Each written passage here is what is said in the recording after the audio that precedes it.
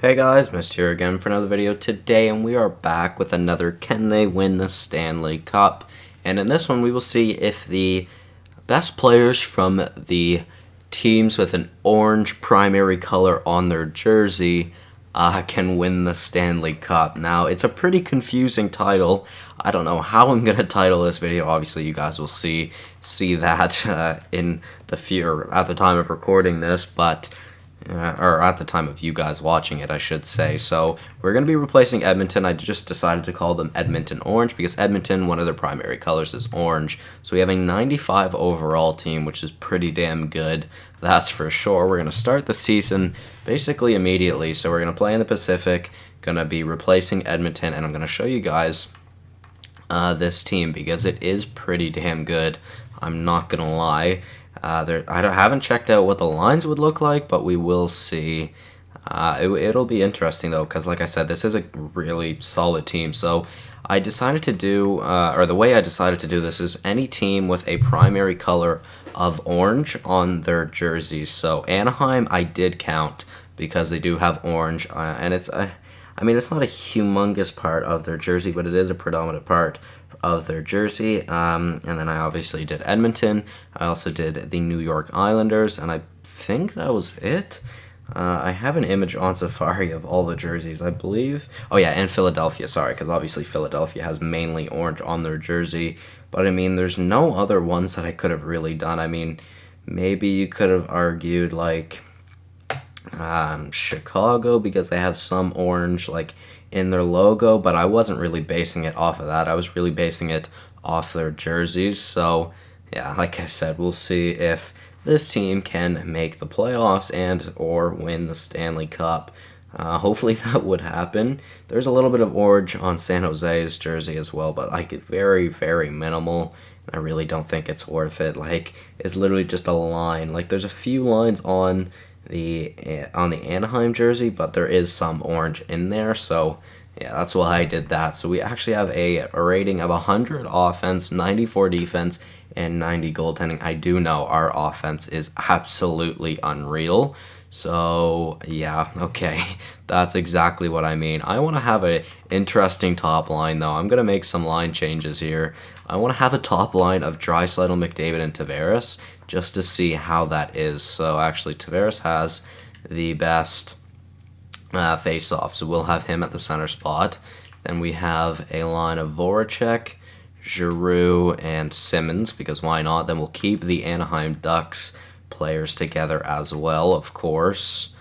And then, yeah, it's basically, I believe that is basically it. So Henrique actually has better face-offs than Couturier, so Couturier will play on the right side then. So yeah, we have a top line of Draisaitl, Tavares, and McDavid, a second line of Voracek, Giroux, and Simmons, a third line of Kessler, Getzlaf, and Perry, a fourth line of Raquel, Henrique, and Couturier.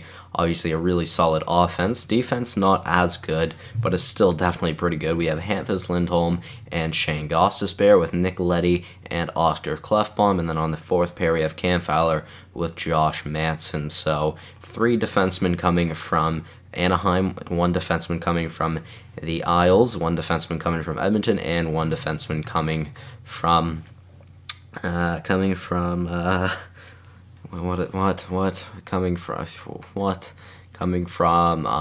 Philly. There we go. Forgot the team name there for a sec. So our goalies, we're gonna have John Gibson and Cam Talbot. So apparently Gibson is going to be the starter. Talbot is going to be the backup. We will see how that goes.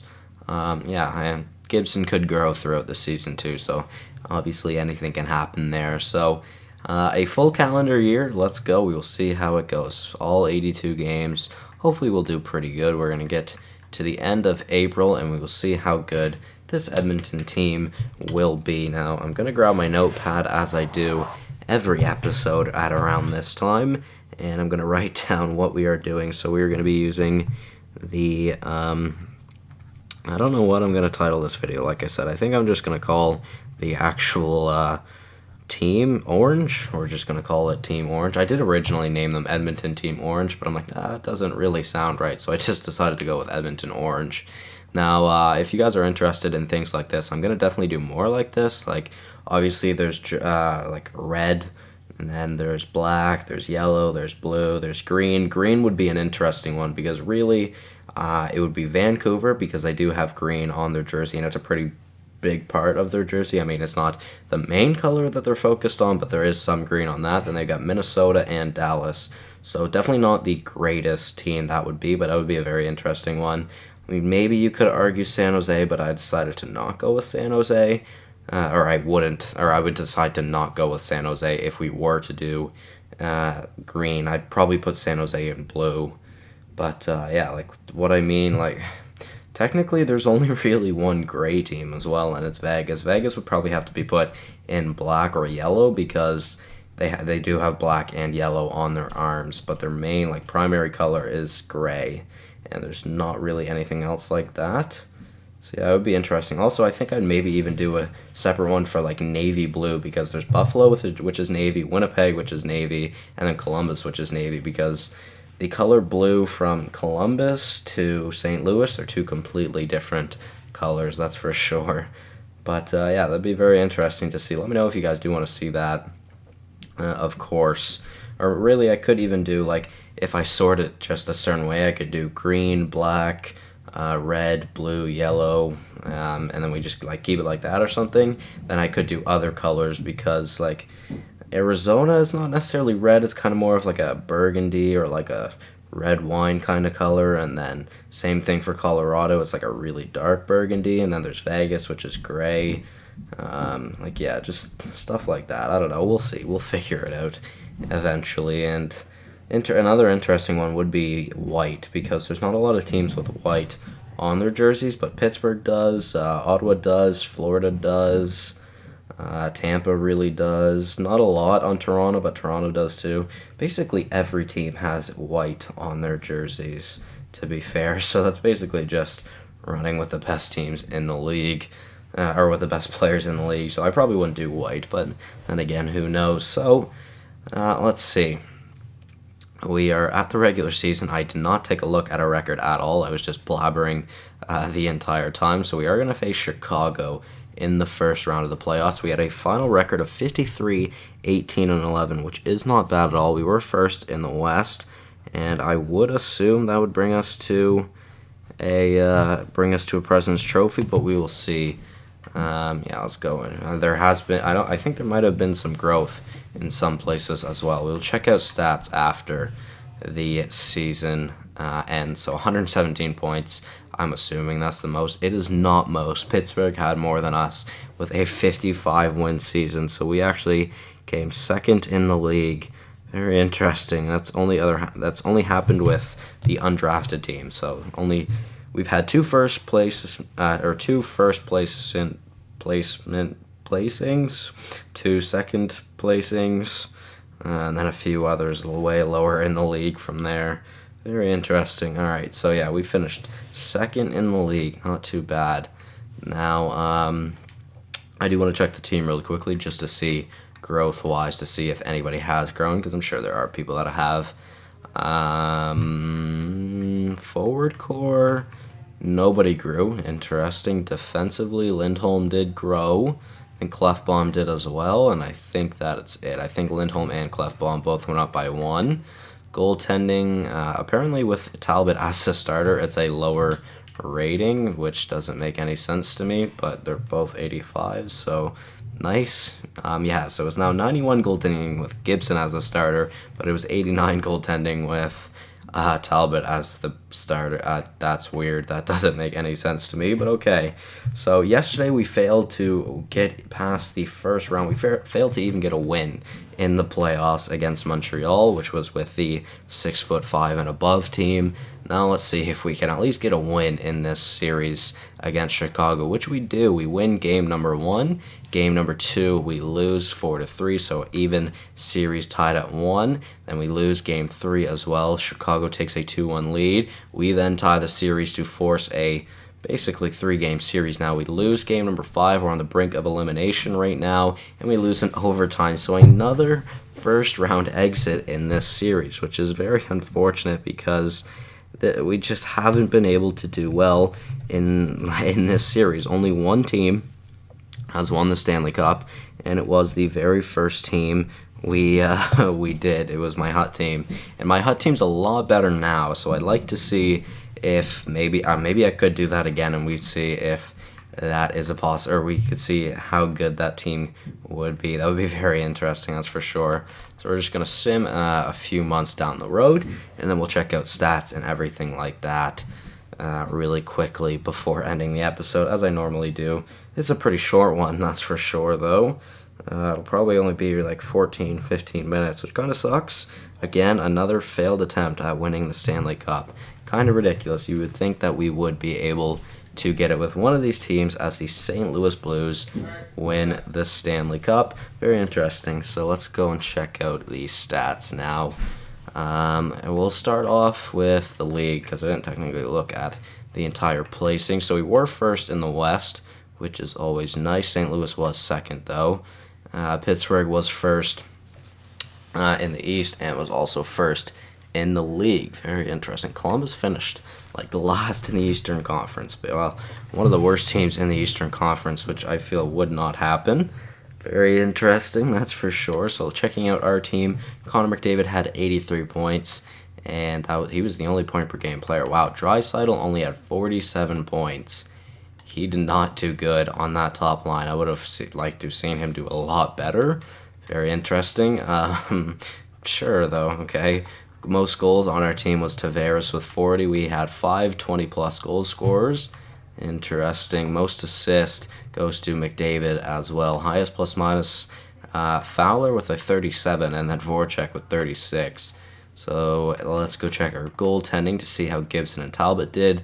Talbot actually played the most games in the season. Interesting. He went 33, 8, and 7. He played 51 games. He had 3 shutouts, a 925 save percentage, and a 209 GAA. Imagine if he was actually playing like that in real life this year, Edmonton would be in a much better spot. And then Gibson with a 918 save percentage and a 2.14 GAA. Playing 35 games, went 10, 20, and 4 with 2 shutouts. Interesting. Not bad from both goaltenders, that's for sure. Talbot did a lot better than Gibson, but still. So Freddie actually had the most wins in the league. Freddie Anderson, what a beast. 86 overall. Save percentage as a starter goes to Murray, almost having a 940. So Murray 100% got the Vezina. He played absolutely unreal this year, though. Wow. Yeah, he had under a 1.8 GAA. That is ridiculous, that's for sure. That is absolutely absurd. Now, checking out forwards, let's see. Stamkos had the most points in the league with 89. Interesting. He had 43 goals as well. Looking like Ovi took the most goals in the league. Not a lot of point-per-game players this year, although McDavid was one of them, so that's nice.